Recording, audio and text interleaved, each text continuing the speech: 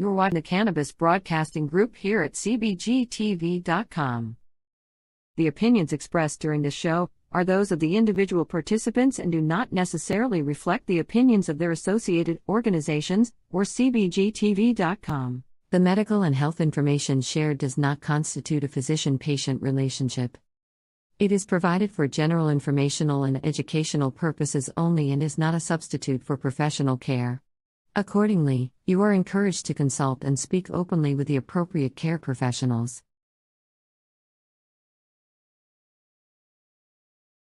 I really want you to know these details about my journey. Because if it sounds bad, good. It was. And now I am way the hell out of those problems. And that was not my prognosis. And though I'm happy to have gone from health to near death and back twice, I'm happier to have helped other people find this same way out. And I want to help more. And that's the reason for Green Crush. I don't describe these painful things for sympathy, but for clarity. And though it's true that much earlier on, when I used to think through these issues, honestly, I would cry sometimes. It would bring tears to my eyes that I was going to die. And all of the things I wasn't able to do, apparently. But a well-played hand has allowed me further ahead in the saga of not being dead. Yet the trauma of these trials, what to do about trauma? My British grandmother used to call me Master Allen, back when I had mastered nothing. And that's how I felt at the beginning of the disease. At first, a constantly simmering trauma that underscored nearly every moment from the day I found out I was terminal with stage 4 and every day onwards. For a while. Trauma in. This is going to hurt. How do I tell my kids? Why me? There must be a way out of this. I would have thought I'd done more with my life by now. Instead of most thoughts then, rife with trauma at first. And no one finds that hard to understand, given that on November 20th, 2013, I was happy to plug into a machine. And that machine jacked me with morphine, and I stopped feeling the pain scene that was quietly spreading on out from my terrible, unknown to me, cancerous 700 PSA prostate. Its first outside job, dismantling my rib cage. Supposed to be this walnut-sized man thing. Should be squishy like a plum, not festered down and immobile from cancer to the hardness of a cork. And it was just as effective as a cork, too. At narrowing down the urethra piss highway down to the footpath. The urethra. Strangely for men, the urethra has chosen to surround itself by this often misbehaving prostate gland. Because whether the prostate swells from prostatitis or some other diseases, or whether it shrinks from cancer or some, I don't know, dehydration problem, either way, it clamps down to a near zero drip, drip, drip, or tries to, but can't. It locks down like a clamp. And so keeping my huge bladder filled to the brimmer on my second wave of terminal stage 4 fun stuff, 3.1 liters of urine being carried way too long inside of my body at any and every given time. Yeah.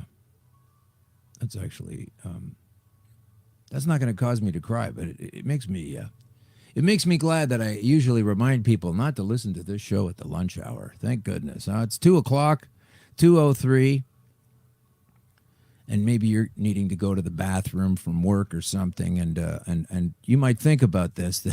My bladder was so filled to the brimmer on my second wave of terminal stage 4 liters that you'd think I could feel that. And I couldn't, because I didn't even have the physical mobility to slosh it around enough. I just thought it was a belly. Sometimes I had to go to the bathroom every 10 to 15 minutes with the pressure like you just downed 12 pints of draft. And now you're rushing to the bathroom to get rid of it.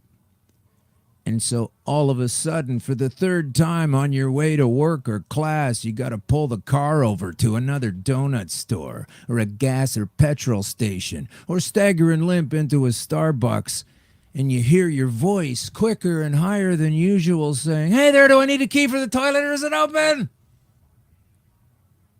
It's hard to master the double digits of pain. But the whole time, you hold on to rein them both in, the pain and the piss. That's a great name for the rush to unzip and finally let slip the closest to sexual release you're ever gonna get. An amount of whiz that could easily be contained in an eyedropper's glass tube. Maybe a couple of those if you really push. And left unchecked, this isn't ugly, but an effective way to go insane.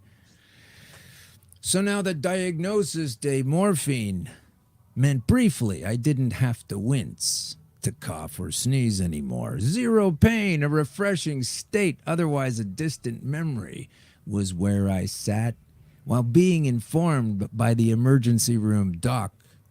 "In a private room, please, just over here, if you don't mind, just away from the others, and we'll close the door, thank you." That I had irreversible, aggressive, advanced, stage 4 terminal cancer that had already metastasized into much of my skeleton. And my shoulders, collarbones, ribs, hips, sternum, and ankles can all vouch for that. And so can the bones around my ass. Wherever I sat, felt the target of a strongly swung ball-peen hammer. And that's a fact. Stage 4, gonna die for sure. Ha! Yeah, nice try, hooded death, with the scythe. You couldn't take me. I'm moving on to stage 5. But I couldn't fit all of that in the title. Welcome to Green Crush, episode 11.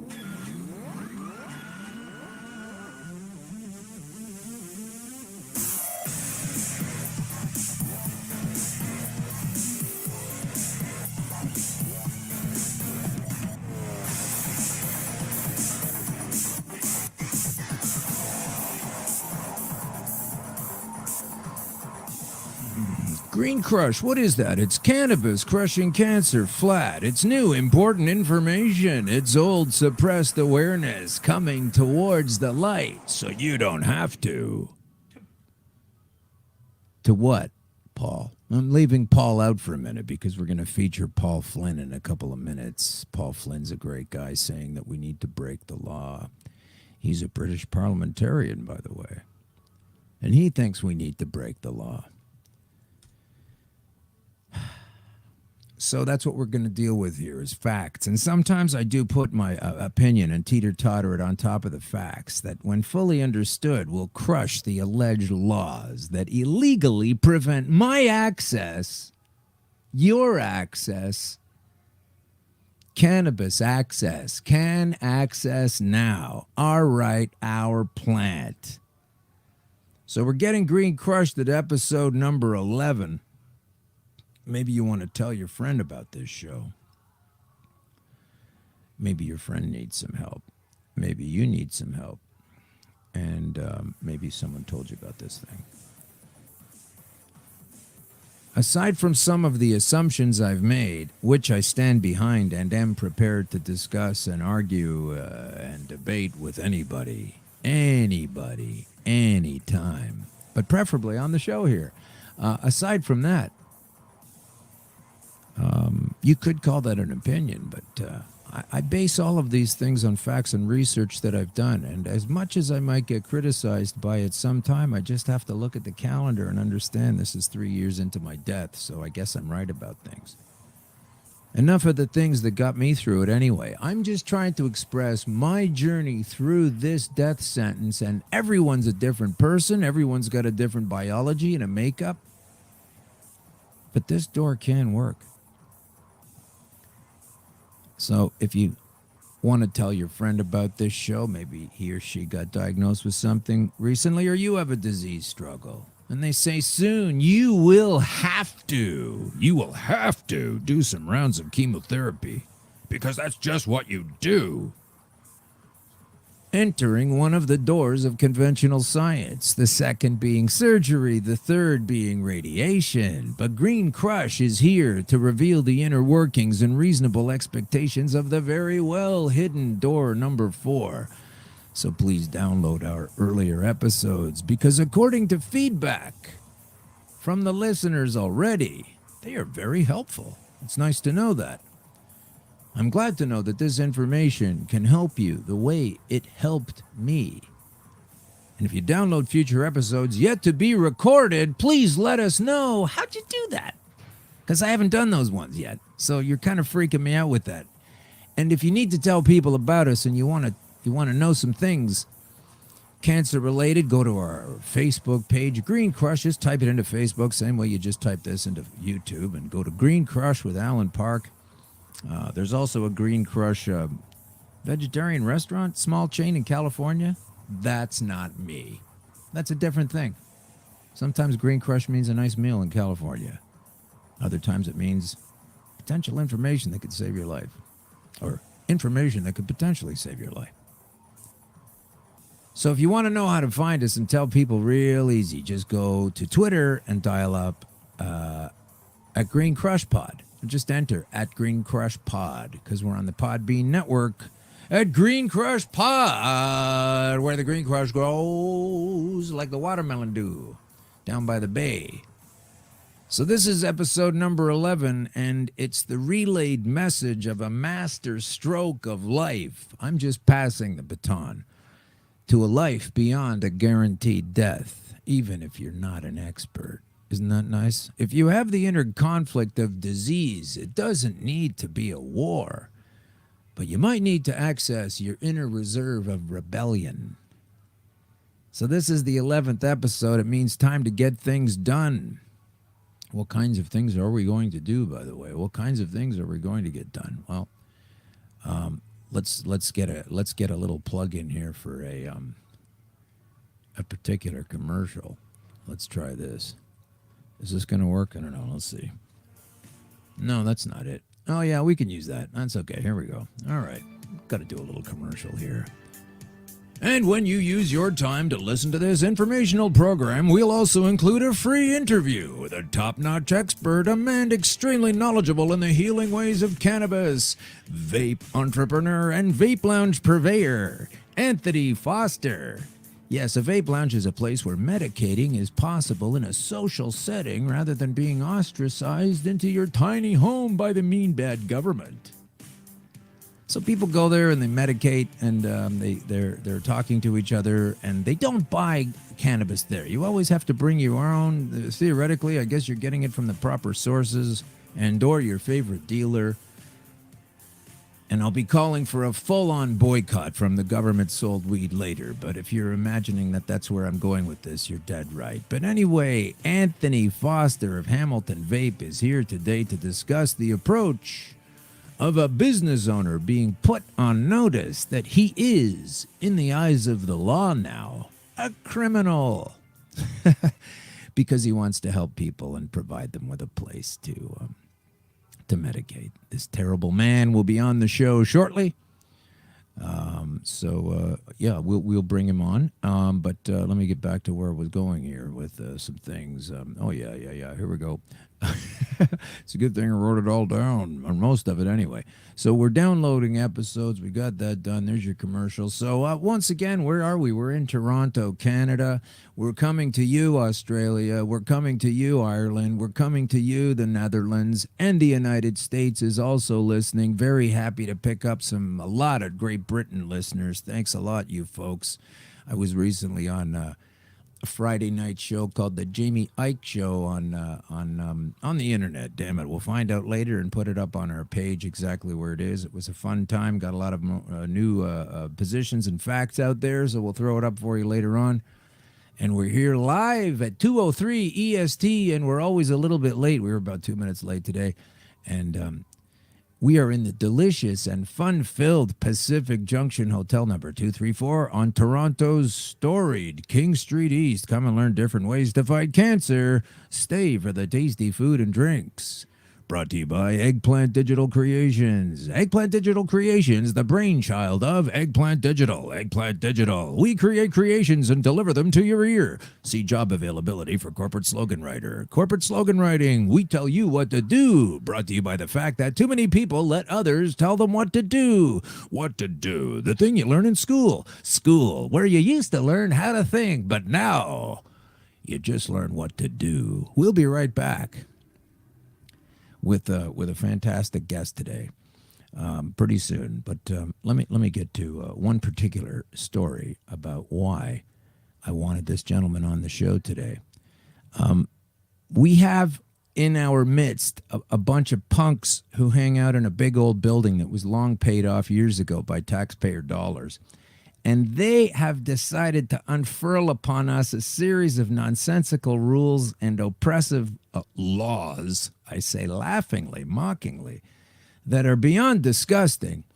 And the terrible person doing this, you'd like to think it was Kathleen Wynne Premier, but these people, they shove these facts that they don't come up with in reality down our throats, and most people don't want to do it. So I don't know if she's coming up with it or not, but she's definitely facilitating the stupidity of it. So let's move to our Skype. I'm going to dial in our guest now because all of this is going to be relevant to him, and we'll bring him on in just a couple of minutes. Let's see how that goes. We are connecting now with the Skype box, the Skype machine, and while that's happening, yeah, there he is. It's ringing there. Okay, so while that's going on, we will tell you what's happening in the Hamilton Spectator newspaper back on September 11th. Hamilton pot shop owners are shell-shocked by Ontario's LCBO plan. Ontario being the province, if you're international, it's the region, the province that the city of Hamilton is in, about an hour and a half away or something from Toronto, pretty close, down the road, an hour away. And they have a lot of cool places there regarding cannabis and being able to use cannabis. And, we're all done being told it's not something we're allowed to have. And I'm going to be happy to bring on Anthony and some other people to help me dispel some of the nonsense with the bullshit that's coming our way. So we're going to resist. We're going to suggest other things. We're going to create speakeasies. We're going to do mail order. We're going to meet up at people's houses. We're going to do whatever the fuck we want because this is a right. And I'm just all tired of fighting things the old way, filling out a form and waiting 5 months. If I fucking did that to get permission to this cannabis that I used in my body to save my life, I would have been dead. I wasn't going to wait for these clowns. And I don't. And you shouldn't. Unless you want to, be legal and die or be illegal and be alive like me. Bit of a pirate that way, I guess. I don't know. But I don't have any respect for someone telling me I have to dot my I's and cross my T's when my life is on the line. And that's what all of these vaping lounges are pretty much about. It's a place where you can go and do it because you're free to do this thing in a democratic sensibility in an area where other people also like to do that. And Hamilton was on the cutting edge of this. So these pot shop owners are shell-shocked by the Ontario LCBO plan. Let me read this. The Ontario government's move to distribute and sell marijuana in LCBO-type stores, that's the Liquor Control Board of Ontario, when it becomes legal or enmeshed in a series of legalese nightmares, They also need to shut down the illegal pot shops. And when they say illegal, it means not the ones the government is using to sell. Hey, there's a new guy in town. All right, drop your stuff. You're a criminal. Now we're going to do it. And we're the good guys. Is kind of how they're rolling it out. And they've got Conrad Floyd. He's a Hamilton Village dispensary member. He's part of the collective there, saying that Hamilton has 30 shops. Hamilton has created this entire industry within and around Hamilton, and now the government's going to take it over, he said.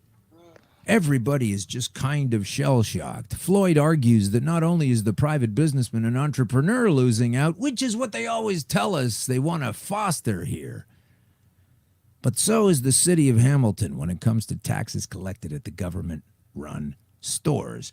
The tax money generated by pot stores needs to go back to Hamilton, not the province. And it goes on. And there are more stories such as this. So let's now turn to an expert and an owner of Hamilton Vape Lounge. Anthony Foster is on the line, and he's got a better take on this than just about anybody. How's it going, Anthony? How you doing today? Good, Anthony. Thanks for coming on today, all the way from Hamilton. What are you up to today? Just a slow day at the lounge today. We're just hanging out. Got a customer in here. We're just chilling today. Okay, it's a hot day. It's a hot day, so we got the lounge all nice and cool. The AC's kicking. It is hot. It's abnormally hot. We've had the hot hottest run of time since before summer started and all the way through pretty much. So, Anthony, let me ask you a couple of questions before we get into the legal problems and the struggles you're having. Let's go in order here and say that once upon a time, there were only, as I recall, what we used to call head shops in and around cities, and you would go in there and buy pipes and screens and all the accoutrement. It was back in the 70s and 80s and etc. Yeah. And so eventually, then we got to this thing called a vape lounge. So tell us a little bit about how that happened, what it really means, because there are a lot of people now who listen to this show for cancer-related reasons or other illness-related reasons. I talk about getting this stuff into your body as a nutrient. And I wonder how you can tell me exactly what it is. Tell everyone listening, because I kind of know, but you'll know how to say it better than I do. Exactly what are these places, and what are they for, and how are they beneficial? So, well, you know what it is? I've always thought of as a lounge, as something like a cafe, something like you would see in like Amsterdam, minus the sale of cannabis. So it's just a place, you know what I mean, like a community, a gathering of a place where people can safely medicate with like-minded people. Like I said, there's no sales of cannabis, and there's no asking. We don't smoke tobacco or any blunts. There's no alcohol, no intoxication, just cannabis. And you know what it is? It's all about education. We kind of educate each other because we're all in the same kind of industry, right? We all like the same thing. And it's cannabis. So a couple questions real quick. Why don't you sell any there? I mean, you're doing it there, you're vaping it there, you're ingesting it there. Why can't you sell it there? See, that's the whole thing. We didn't want to go down a sale of it. Like if we wanted, we would have just in a storefront just like any other dispensary in the city, right? So but we wanted to go down this route. And you know what? We've been open for about 3 years at this location, and we've been safe. We have never had any problems, any issues with law enforcement. We've actually used the law enforcement, and they've helped us plenty. We've had situation with just bad people and trying to mess up our space, you know. And you called the police to come and help you. Yeah, they called the police and helped us out. Yeah, and they did. They were here. They sat down and they took the report and they checked out the space, and I explained to them what this kind of space was. We're not hiding. We're not hiding. Right. Like, it shouldn't be hidden anymore. That's the thing. No. So, that's another thing too. Is like we are the ones that we actually organize the 420 in the city. We try to gather as many people in the same kind of community, in the same industry. So with like head shops, like you said. We reached out to some dispensaries, so some of them have helped us out, but It's more of actually the head shops. We have Crazy Bills, and where heads meet, and I'm really good friends with the owners of their shops, and because we are pretty much the same thing, except we have a location where you can also use and medicate and try the vaporizers or try some of the things, the applications, the machines, and that's what's so good too, is we've connected with the head shops, and as well as maybe we connected with a cannabis clinic, and if we have medical patients that are coming to our place to use vaporizers or learn how to use a vaporizer because their doctor said, hey, you got to stop smoking. You got to stop rolling up a joint and smoking or bong token or whatever you're doing from the pipe. You got to use a vaporizer if you want to use, Okay. And a vaporizer is a relatively new instrument, right? Yeah. It's been, they've always led the way is Volcano. Volcano is the Stores and Bickel are German made, like they're hands down probably the best herbal vaporizer. Right. And for medical, and it's recognized in the medical field. Like all the licensed producers, all the Health Canada is telling you get a Volcano. They're actually selling the Volcanos, but I don't like how they're selling them. They're selling them like they're calling them the Medi Volcano. Every volcano is Medi. Right. There's that whole distinction. Yeah, there's that whole distinction. They're trying to mark it up, man. So Anthony, and this might sound like, I kind of know the answer to some of these questions, but I do get asked these questions a lot. So I think it's better that you answer them on the show here. So tell us the difference between vaping and smoking. I mean, a lot of people may want to try some of this because it's sort of becoming legal, or because they've reached the end of the line with their medical situation. They're like, okay, I'll try this thing. What's the difference between smoking and vaping? Well, we all know with cannabis, it's to get the beneficial attributes. It's all about temperatures. It's all about heat. It's all about temperatures. When you're vaporizing, you are doing a lot lower of temperature, as well as you might even be applying not direct heat, where you have, when you're smoking, it's direct combustion. Like if you were to put a heat gun on the temperature of a joint, or even a bowl of a pipe or a bong, it's going to be a lot hotter, right? So vaporizing it's about temperature, and we always say about temperature, like, because and if you look up, there's terpenes that actually heat up at certain temperatures. And those are those terpenes and that we use for our medicinal benefits. And it's wild, man. It's a lot of things. I actually just learned that recently. Like, this is in the last, because we discovered about terpenes. And cannabis is not just about THC, and there's a whole bunch of stuff we're learning more about. Sure. I was saying that if you take kale and spinach and you do a sample, a research on it, and then they come up with so many nutrients, they put it in the food guide as one of the important greens. I don't know why the cannabis leaf hasn't been through this same procedure. Same procedure, for sure. 100%. Maybe we don't want to find out what's so great about it. Well, we know about hemp, so you know what I mean. Like what? Like they're hiding behind hemp. What do you got? You guys are silly. You guys are silly. It is very silly. So what's going to happen now? So we've got a series of oppressive rules and laws that have been, as I once again remind everybody, been proposed by the government. And you know what happens to some proposals, Anthony? We have to turn them down. So in this particular proposal, how are you as a vape shop owner affected? What are they saying that's going to happen? And how have you been responding to this thing? Basically, you're put on notice as you'll be a criminal as of next year if you keep doing this. What's your plan? Well, you know what it is? We've had bylaw come by our shop and kind of give us a direction on where we might have to go. Okay. They never came at us aggressively or anything. Like I've heard other places that were running incorrectly. I don't know how they're running incorrectly, but I don't know what they're doing. So that's none of my business. But the bylaws come into other places and have done aggressive. Like they've put down something. If you don't do this, you know what I mean. We're going to be doing that. Like that. We've never gotten that.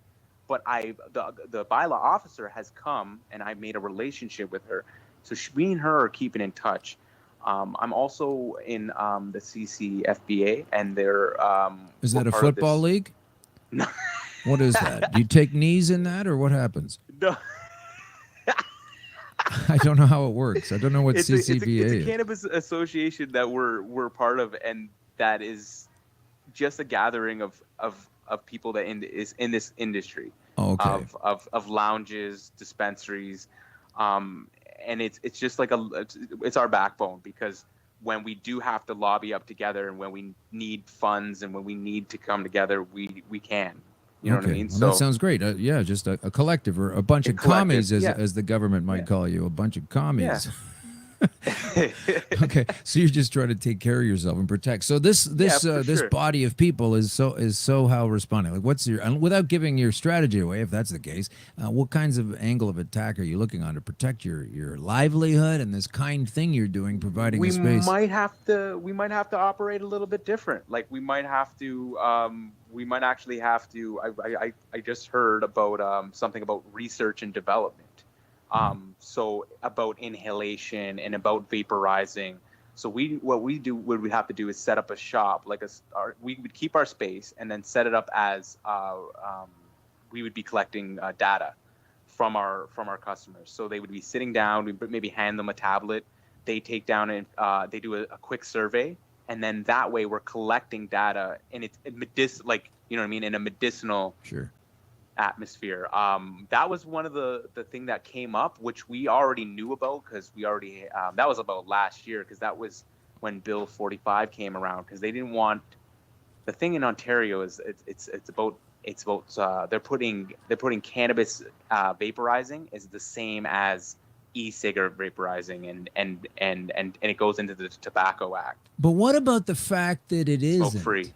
What about the fact that it's different? It's different. Exactly. I mean, it's as different as sitting down and eating popcorn as opposed to sitting down and eating a roast beef dinner or something. It's not the same thing. Yeah, I know exactly. This must drive you crazy. It drives me crazy, and I don't even have any money on the line. I have my own interest to pursue something that I know pulled me out of the jaws of death, and now I've got to hear about it surrounded by this series of regulations and nonsense. But well, I hope that we need to, folks like you, and when I say that, I mean vape lounge owners, not only just vape lounge owners, but anybody that's using this stuff for any reason, whether it's medical or recreational, it all ties in to be the same thing. And we need to do something about this shitty 100%. fucking proposal, because I'll tell you what, I'm going to go into this in depth in a later show, but you say you've been doing this vape shop for 3 years now? 3 years, yeah. Okay, let me ask you this question. 2 years ago, at about this time, this this elven dictator of Ontario, Kathleen Wynne, who does so many things that so many of us don't want to do, not just on this topic. I mean, there she was after announcing these new regulations, and she wasn't even there. It's a fucking paradigm shift, and she can't show up for it. She sends out the Three Stooges. But what happens is she's not even around. She doesn't even answer. The following Monday, she says nothing. I followed her Twitter for the last couple of weeks, and she's been twittering about, oh, I'm at the county fair. It's nice to have corn with the kids and blah, blah, blah, and all these kinds of things. Oh, I'm at a meeting with someone from the American administration drumming up business opportunities for Ontario because the economy's got to grow, grow, grow, while they shut down folks like you and an honest, burgeoning economy that could be taking place by people that know what they're doing, not some chump that comes along later to replace you who doesn't have a clue, right? This is the thing that's getting so out of hand now that we're just going to need to come up with a series of several rotating defenses. And this is the part that kills me. They know this is happening because back in the 30s when they outlawed alcohol, you want to compare it to alcohol? Okay, fine. Back in the 30s when alcohol was illegal, this even causes the creation of these speakeasies and black markets. The more you resist against it, it's physics, it's yin-yang, it's up-down. You can't have hot without cold. I mean, they don't seem to understand 100%. this, but they totally do. So as a vape owner, tell me this. 2 years ago, you may recall that Kathleen Wynne, before this hodgepodge series of laws for idiots by morons, before that came up, she passed a law saying that people with a medical officiality to their illness, if you will, whatever that's called, the official AMCPR, whatever people users that were using vapes, were allowed to vape on certain patios and within certain regions, such as where smokers in Toronto or in all over Ontario. I think the law is like you have to be 9 meters away from any doorway. So it would have to be done like that, and even on patios. And they put out this law about this time 2 years ago. The next day, they pulled it off the books and said, remember that. Oh, I remember that. Sorry, yeah, we're not going to do that, actually. It's turned out there seems to be some problems with this implication of this one single aspect of one single law. And so we are going to go back to the drawing board and try again. And now it's been 2 years and they've got like 150 laws, and all of them are more screwed up than the one they pulled off the table because it needed to go back to the drawing board. So I say this proposal needs to go back to the drawing board. Yeah, and for sure. What was 100%. happening with you those 2 years ago when she came out with that law? Like, did you hear about it that day, or was it too quick for you? I heard about it, and you know what they did? They released the designated area signs. Do you remember that? I don't. That's quick of them. You could look it up. Designated vaping areas. Oh, wow. Okay. They made these green signs, Ontario, and then they pulled them. Exactly what you said the next day. The next day?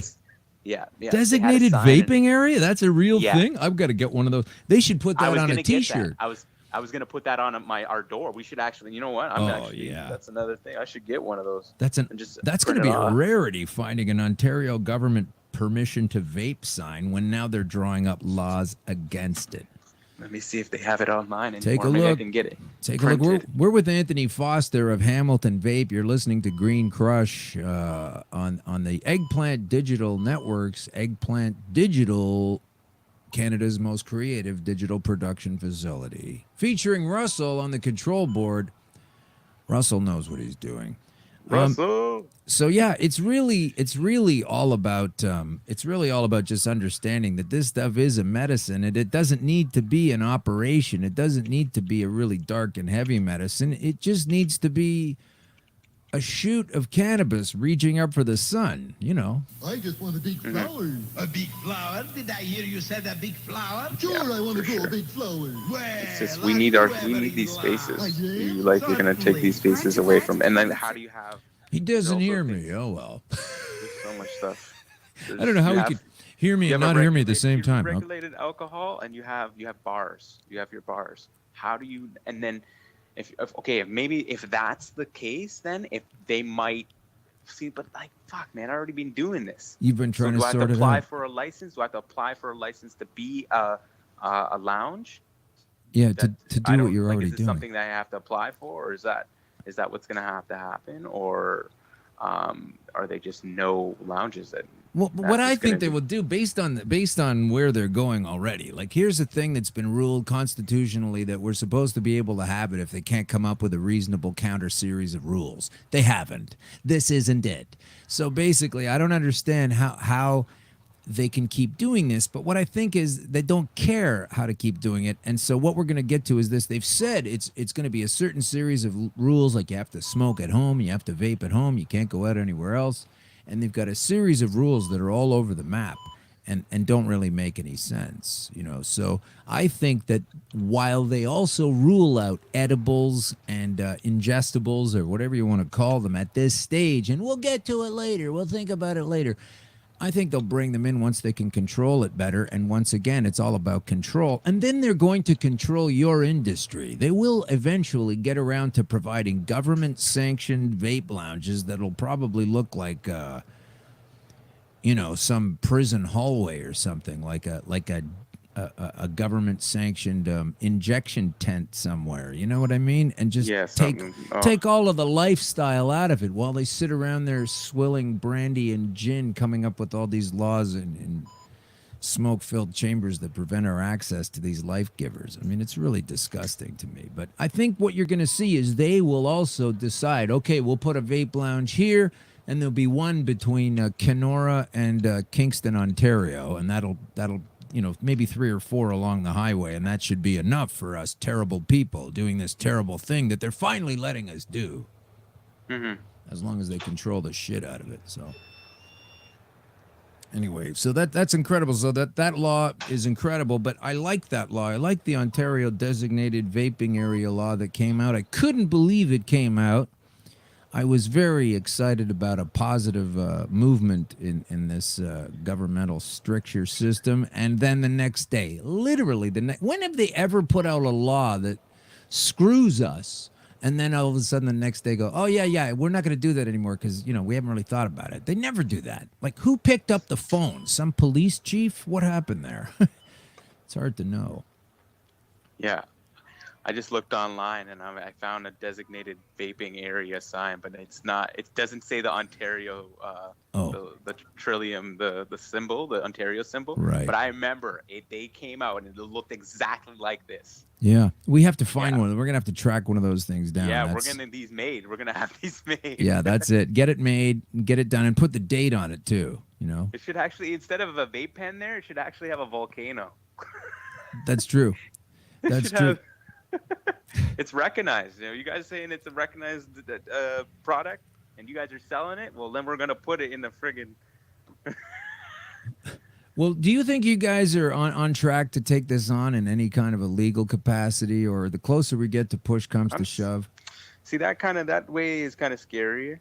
But my thing is, if we have to change our business, I will be prepared for that. Are they trying to say they're going to take a round? Okay, if we can't have a lounge, then why can't I have a head shop? Can I still have a head shop? Right. Or what's going to happen with that? You know what I mean? Like we already are pretty much a head shop. Like originally I was selling vaporizers and Sure. you know what I mean? Really only vaporizers, but we started getting into glass and other accessories and whatnot. And I have a good collection of stuff. So that does help with my sales. But I'm not going to lie, the lounge 100% helps me too as well, right? Oh, absolutely. It gives the space. We have our monthly members. We've had members. We have over freaking 80 members. Right. They come here every month to renew their license. Their membership, and it gives them their access to the space whenever they want. And we're open during the week. We're open from 12:30 to 10, and on the weekends we're open from 12:30 to midnight. So Right. it's nice on the weekends. We're kind of more busy on the weekends too. So Give us those hours one more time, and then I'm gonna ask you about some special events that are coming up. yeah, for sure. We're open during the week from 12:30 to 10. Okay. So and then on the weekends we're open from 12:30 to midnight, from Friday, Saturday, and on Sunday we're back to regular hours, work hours already. Sure. So And tell us where you are exactly, if you can. 1463 Main Street East, Hamilton, Ontario. We're here out between Garside and Cameron, between Kenilworth and the traffic circle, across from the beer store. Orange sign. Look out for the orange sign. Hey, people call me all the time. Hey, where are you located? Yeah. And it's funny because they're looking me up on Google. Yeah. And you're across from the I'm beer like, store, wait a really. minute, how do you not? Google is connected to what? Google Maps? Yeah. Try using Google Maps. Yeah, Google Maps. Yeah. So Google that's Map us. so tell me what you've got a couple of promos coming up at the end of the month. What are you doing down there? What's going on? Man, we're everywhere. Look at it on my calendar. It said 26 Green Crush phone call. Oh, that's with me and you. Well, that's already Oh my what we're God. doing. So that's that event. So good. I was able to attend that one. What else? That's exactly. We got the Toronto Green Market on the 29th. Green Market that's on the good. 29th. Thank you so That's much. I'll cool. see you at the Green Market on the 29th. I'm going to crudely segue into a commercial. I'm also going to be performing at the Green Market on the 29th and for Nuit Blanche with several other comics on the show. So That's so cool, man. come down. So we'll see you Friday. Isn't that cool? Yeah, that's cool. And then October, we're working with Mary J's Munchies. We're going to go to their smoky, spooky event. That's on the 7th. October 7th. And then High Society Supper Club is doing another event at Planet Paradise on October 28th. I get the pun. Well done. High Society. Yeah. High Society Supper Club. They're amazing. They make amazing infused dinners. Check them out. Instagram it. And then we're going to have on that last Sunday of October, I'm telling this to everybody, last Sunday of October, we're having our dab and dine. And that's with infused dinner. We have vendors. A dab and dine. Dab and dine. Right on. We dab and we dine.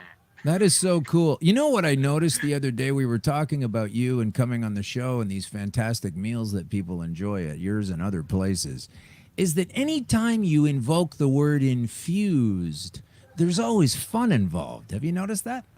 Oh, yeah. Just the word is infused. It's never a bad thing. He's like, it's never like, oh, he's infused with alcohol. You never say that. You say, oh, he's shit-faced or something. But when you're infused, it's usually some wonderful stuff. So thanks for infusing some foods and some meals. It's going to be great. I'm definitely going to get down there. I've been trying to get down there ever since Puff Jam back in August, but it's just busy. That was fun. That was so fun.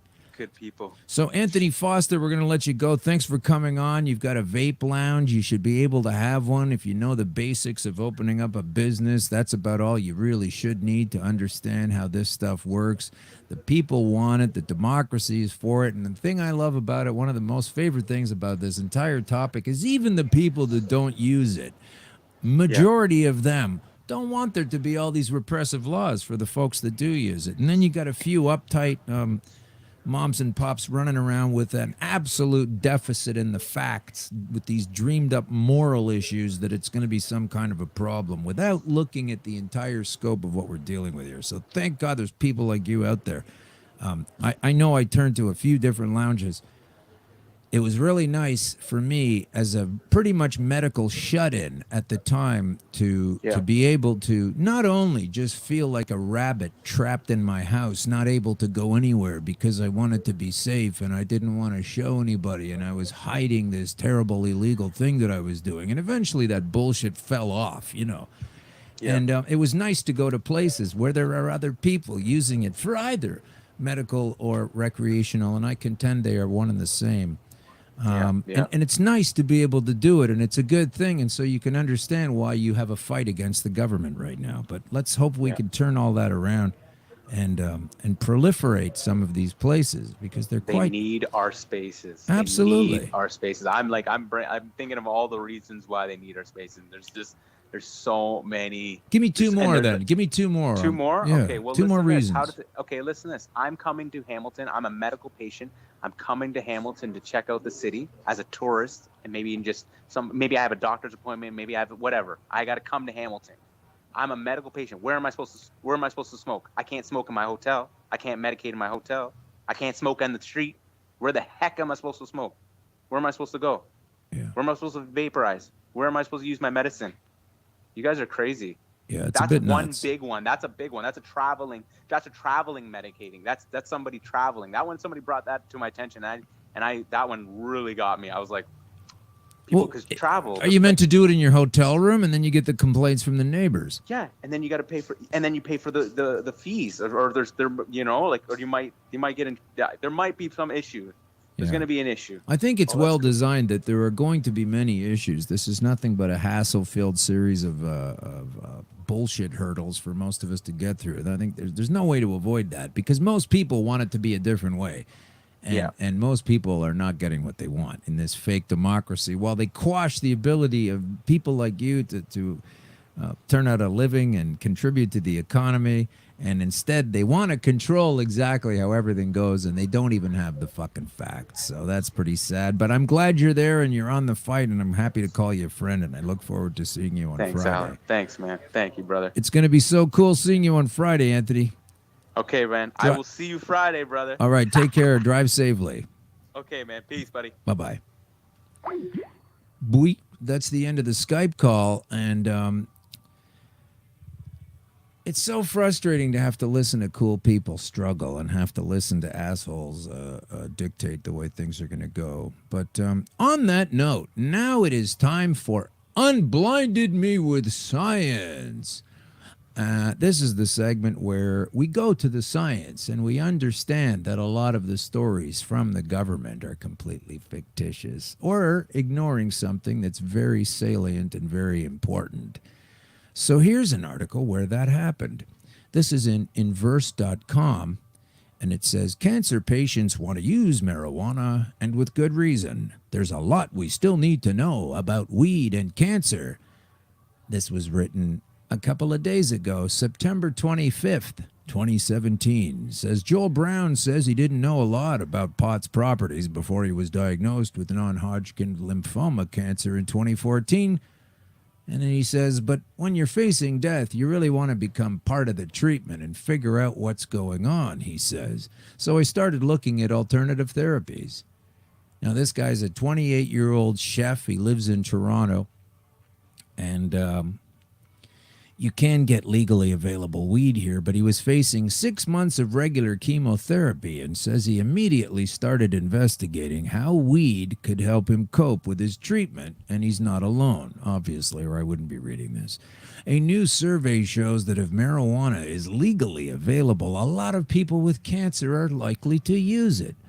And even more are interested in learning about how it could help them during their illness. A team of researchers from the Fred Hutchinson Cancer Research Center surveyed 926 cancer patients at the Seattle Cancer Center Alliance, and according to results published recently in Cancer, a peer-reviewed journal of the American Cancer Society, about 25% of patients used marijuana in the last year.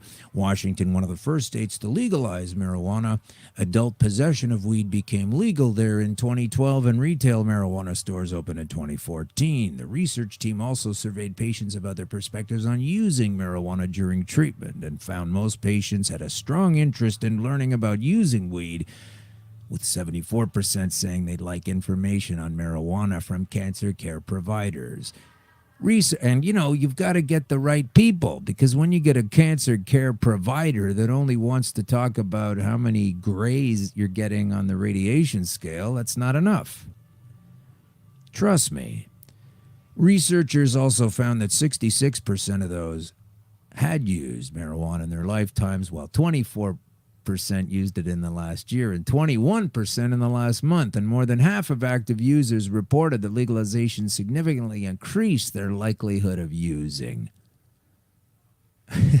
Which is what you want to understand, is you want to knock down that legal barrier so people that think they might want to get a break from cancer or other illnesses from this stuff can actually use it without the sad, guilty feeling on their shoulder that if it sits there long enough, you need to flick it off because it's a waste of time. Anyway, more than half of active users reported that legalization significantly increased their likelihood of using it and spread across demographic subsets, including age, sex, and cancer diagnosis subsets.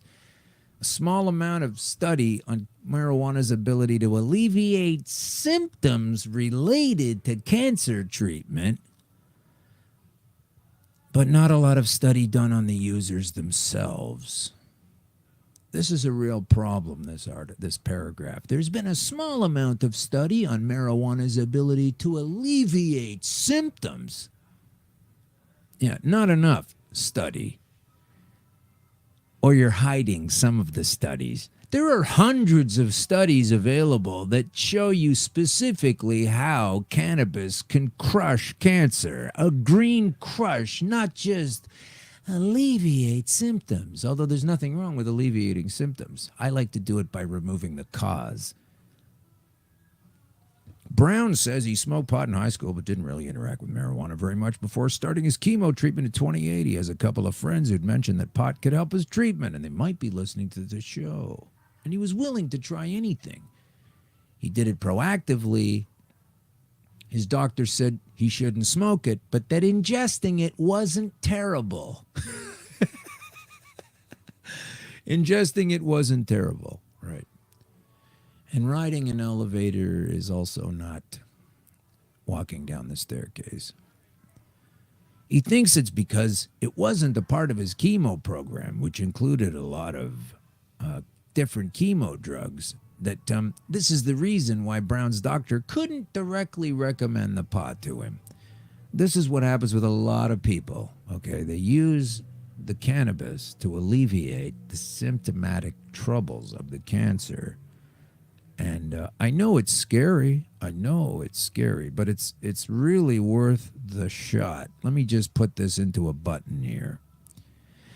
If you get a horrible diagnosis, immediately begin the cannabis oil is what I would do. I'm not telling you to do it.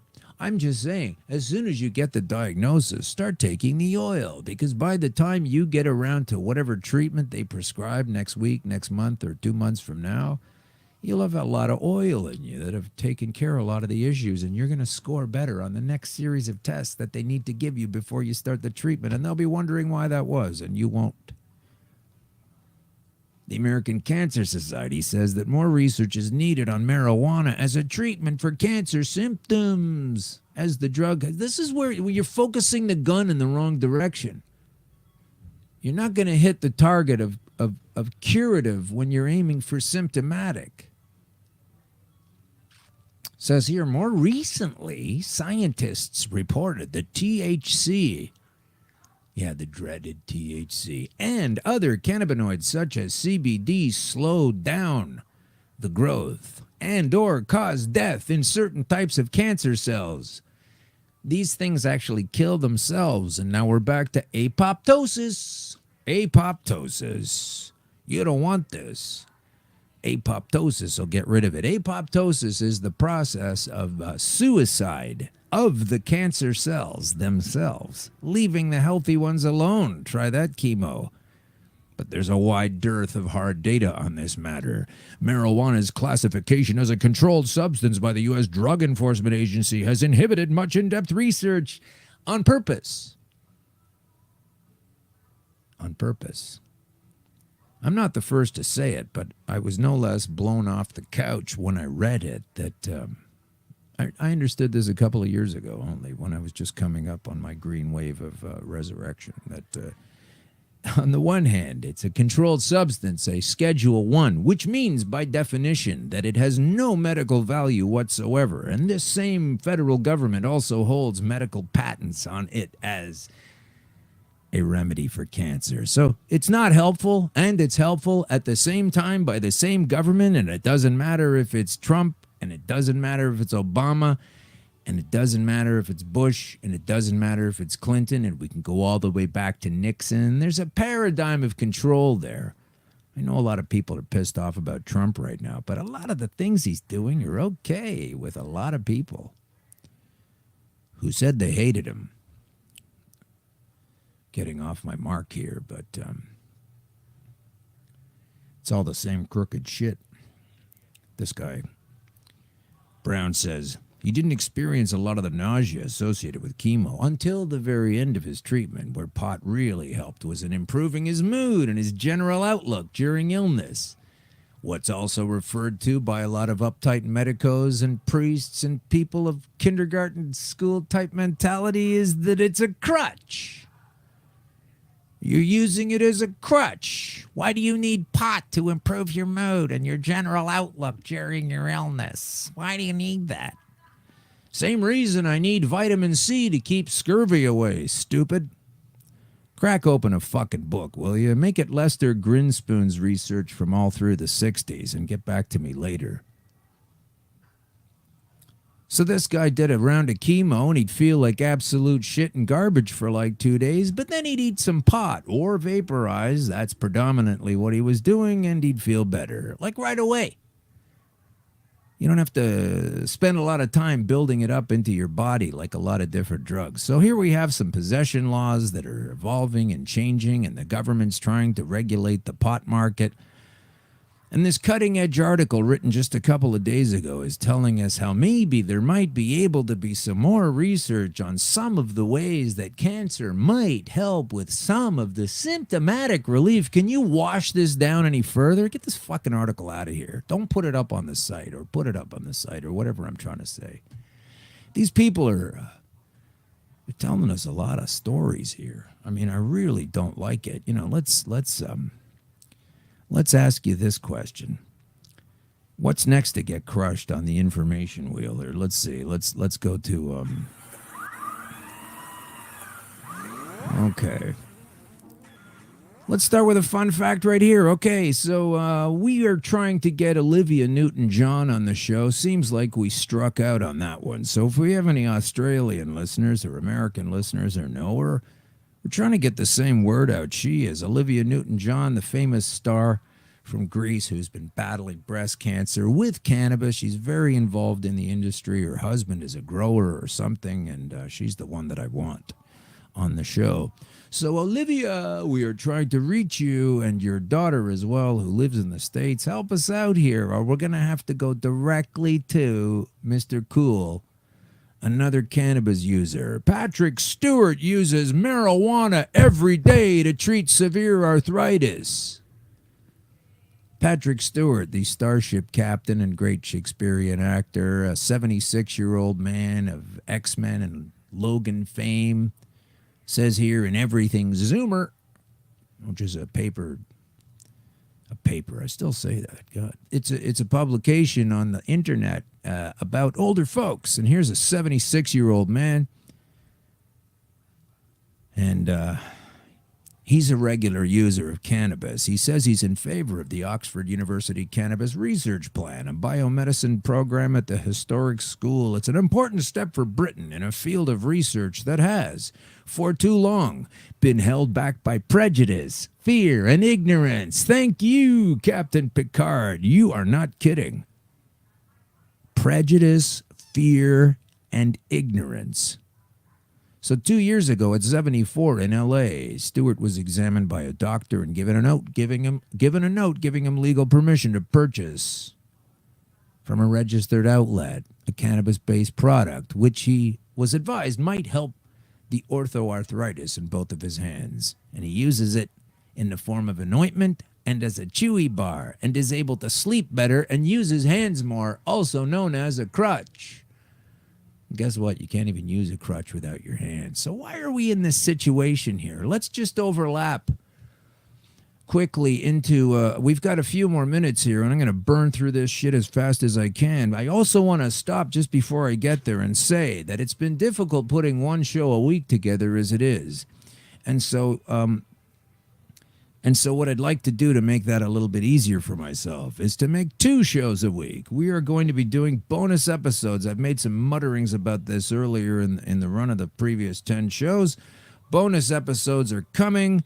We can't get it all in between an interview and everything else, and there's a lot of information that I really want folks to understand, because I think the better you do, the better the chance everybody has at figuring this thing out. So this segment is called Cops or Truth, and we have to wonder why it is that when they want to legalize cannabis and to discuss this, they always go to the cops first. They talk to the cops first. It's always about the cops. This shouldn't be about the cops. Why does there need to be more laws? Why are there more laws when you're making things more free and available? It doesn't make sense. It never has. They've been retooling the police laws ever since they've been mutterings about changing the rules on marijuana. They don't like it. But they've been given the time to adapt and change and make up laws and train officers. And while we wait for the public education program that's soon going to come from these people that tell us this stuff is no good, this pile of shit, oh boy, I'm going to pick it apart before they even write it. We have to wonder why they're always considering the police first, who say they don't use it or don't like it or don't want it. What about the people who use it? What about the medical people who use it? The recreational people who want to use it, the majority of us that don't want to go to jail from using it or knowing people that use it, especially when you got stuff like this going on. In the globalnews.ca, Canadian police forces ask government to postpone legal marijuana date past July 2018. They want to kick it down the road some more. They haven't quite locked up how they're going to change the paradigm for next summer. And these idiots in Ontario, this trio of idiots who presented this information to us, this proposal that needs to be shut down like any bad proposal. Write your legislator, tell them that. Tell them they need to shut the thanks for the proposal. It stinks, we're not doing it. When you have these police saying, we won't be ready for this yet, what are the people in the proposal doing, telling the rest of us they've been working on it for a year? You couldn't pick up the phone the Thursday before you dropped the bad news and say, hey, officer, RCMP fella, Is this going to be doable for you guys? They would have said no. So don't tell me you've thought this shit out. So the cops aren't going to be ready, number one. Number two, speaking of cops, also on a dark matter for the police is that also on globalnews.ca, here's a headline a couple of days later. This is a dark chapter for the Winnipeg Police Service as an officer is arrested for drug trafficking. And then there's a guy here talking about it, charging an 18-year veteran cop with 34 criminal offenses, and he was probably consulted on the transition from illegal cannabis to legal cannabis before I was. Goodbye, go to jail. Durham region is east of Toronto. It's a huge area encompassing Oshawa, Ajax, Whitby, Pickering, a lot of towns. Durham police charged 2 of their own constables after a drug investigation linked to a bar in Ajax. You know, most stories that wind up using a bar in Ajax are going to go kind of like this. 2 Durham regional police officers have been charged after a year-long investigation into activities at an Ajax bar. Constable Husen Aswat and Constable Amandeep Thakur, both of West Division, have been suspended from duty and being held for bail hearings. Hey, guess what, folks? A lot of cops are crooked. And you want to consult with this organization of folks before you push this through. Canadian police are trying to stop marijuana legalization, says the Montreal blog, because of course they are. High-ranking members of Canadian police forces. So that's the Association of Police Chiefs. Right? They want the Trudeau government to delay the marijuana legalization. And so do I, kind of, because I want the whole proposal to go down the toilet, both on the federal and provincial aspect after having looked at it enough. Like, why set up a piece of garbage that's not going to work properly just so we can see how it is and fix it later? It's dumb. Here it is. Representatives from the Canadian Association of Chiefs of Police told the House of Commons Health Committee there's a 0 chance they'll be able to effectively regulate the new legal framework by next year. Police associations said they'd need anywhere from 6 months to a year after July 2018 to be fully prepared for legalized marijuana in Canada. If not, black market marijuana sales and organized crime will flourish, said an OPP deputy. And once again, these are all facts that will take place, despite the fact the government told us they've been working on it for a year. A year! And then Quebec weighs in from the Montreal Gazette. The pot plant's moving too fast. It doesn't address hash, edibles, Quebec warns. Of course, Quebec's going to bring up the hash issue. Man, if you want to get some good hash, get it from Quebec. But they're warning Ottawa, the plans are going ahead too quickly to do it. And the devil's in the details. And the other benefit that Quebec has is they've seen the gigantic turd ball of an egg that Kathleen Wynne has laid from her personal recipe book of incompetence. And they don't want to do it. So they're just going to hang tough for a while. Good for Quebec, distinctly getting it done. We'll see what they propose later. Now, these cannabis lounges, we were talking with Anthony earlier. This punk counselor, Glenn DeBearmaker, says that cannabis lounge owners, quote, must be smoking something. If they expect to get licensed. Thanks, Glenn DeBearmaker. Why is that? Says here, members, this is on cbc.ca, members of the Cannabis Friendly Business Association plan to ask Toronto's Municipal Licensing and Standards Committee for regulation in the light of the federal legalization of marijuana. Local lounge owners argue that provincial regulation, which says marijuana can only be consumed in the privacy of home, is not feasible. Well, if it's not feasible, you can pretty much count on the government putting that together. And you have to wonder why they're doing it. So we now turn to potfacts.ca and get this headline from April 11th this year. The Liberal Party elite is heavily invested in the medical marijuana license producers' mail-order business. Justin Trudeau was first introduced to legalization by Tweed marijuana licensed co-founder Chuck Rafisi, who's gotten rich as a consequence of his investment in his licensed producer and who has been agitating for all competing dispensaries and cannabis sellers to be arrested and shut down. You heard me right. a guy who kicked off one of the biggest weed production facilities in the country only wants his facility to be selling things, and he's a party policy director for Justin Trudeau, the Prime Minister of this country. He's currently the CFO, Chuck Rafisi is, of the Liberal Party, the Chief Financial Officer. Isn't it funny that the Chief Financial Officer is a big-time dispensary magnate over there at Tweed? Used to be the CEO of Tweed. And it turns out Mark Zekulin, the CEO of Tweed, is a former advisor to the former Ontario Finance Minister. Norman Inkster, the independent director at Metrum, is the former head of the RCMP.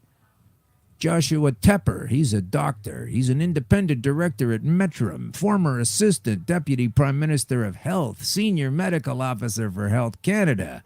You see the rotating door here. You get it in the States all the time. Somebody's in the FDA, they change a bunch of rules that are friendly to companies, and then that guy leaves the FDA and he goes to work at that company later on. So we're going to do, one of the bonus episodes we're going to do is we're going to do some in-depth profiles on a lot of these former right-wing, a lot of them, and former governmental people who have said that cannabis is bad and they now profit on it. Got to get them out of there. And we're just about out of time. We got about 5 or 6 minutes left. Oh, my God. So let me burn through this real quickly. On the note of the ridiculous article that we just had telling us about maybe some symptomatic relief sometimes if you try it once in a while, I'm going to turn this over to she's been corresponding with us, a Green Crush, back and forth. It's Clara Sexton. And you could probably find her on Facebook, Clara, C-L-A-R-A, Sexton. And she's a scientist. We're going to have her on the show at one point, hopefully, if she's not too shy and can talk on a microphone. But I'm going to leave you with this assessment from Sarah. Or, sorry, Clara. Clara Sexton. I said Sarah, I meant Clara. This article, she says, we have, in fact, according to the American Cancer Society, she says, properties in weed that actually have the potential to combat cancer cells.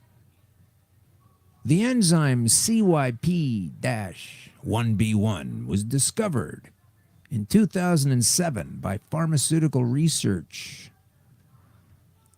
And in 2007, that particular pharmaceutical research,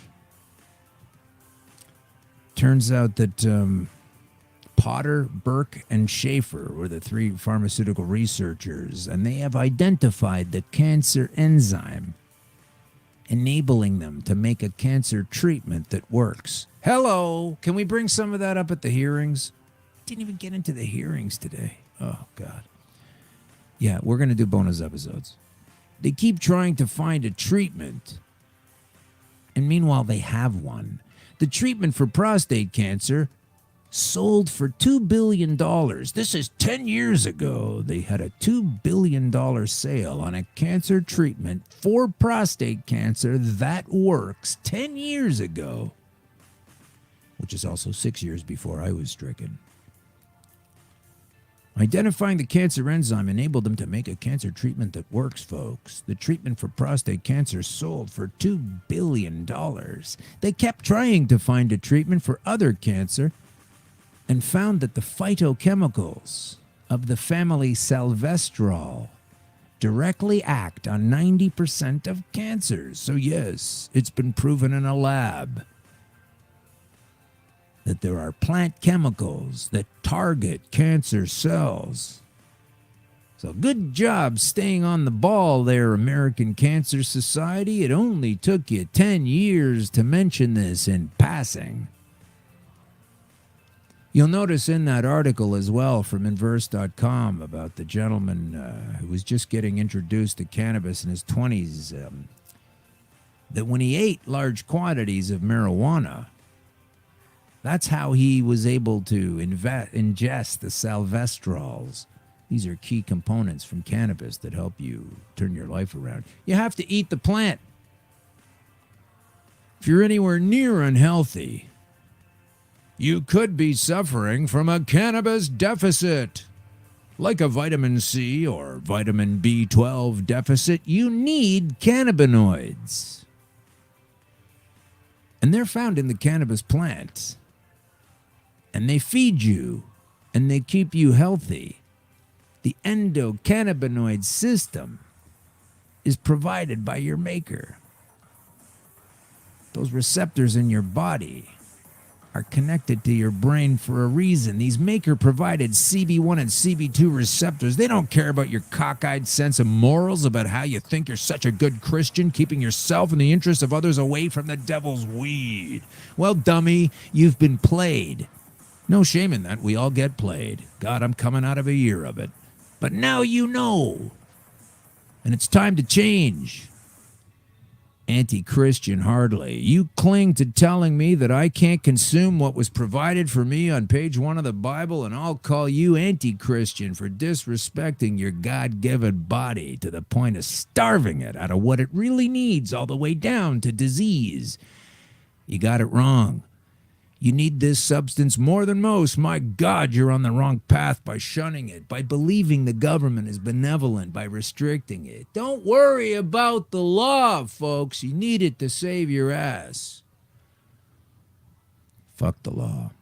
Save your life. This is Green Crush. It's been nice. Have a good week.